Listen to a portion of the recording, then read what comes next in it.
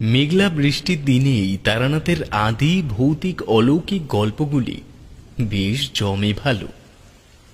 দিনটা যাতে একদমই বৃথা না যায় তাই দুজনেই বাড়ি ফেরার সিদ্ধান্ত পরিত্যাগ করে হঠাৎই মটলেনের মুখে ট্রাম থেকে নেমে পড়েছিলাম।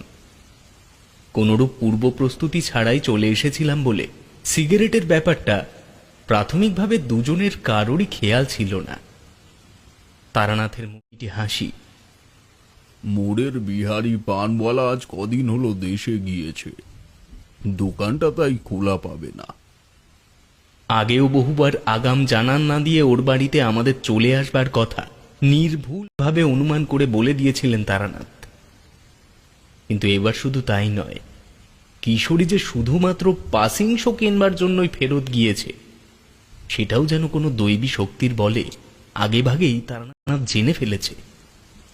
সত্যি লোকটার যে বিশেষ কিছু ক্ষমতা আছে এ কথা অনস্বীকার্য।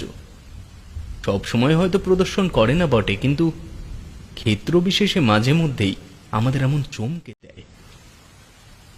সামনের ঘরে তক্তপোষের ওপর গুছিয়ে বসতেই একটা শুকনো গামছা আমার দিকে সস্নেহে বাড়িয়ে দিলেন তারানাথ। নাও, মাথাটা মুছে নাও। আমি বরং চারিকে একটু তেল দিয়ে মুড়ি মাখতে বলে দিয়ে আসি।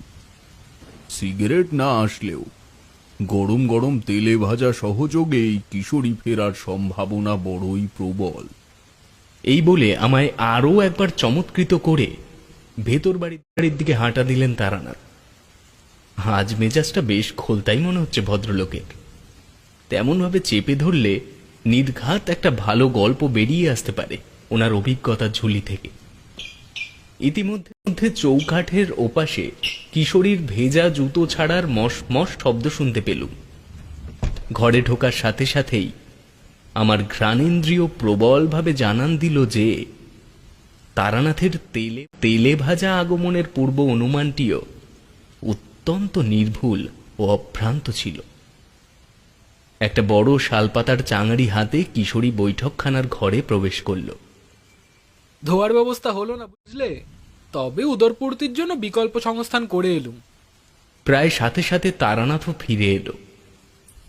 পেছন পেছন বড় জামবাটি হাতে চারি, কাঁচা তেল, লঙ্কা মাখা জবজবে মুড়ি, কিশোরীর সদ্য ভেজে আনা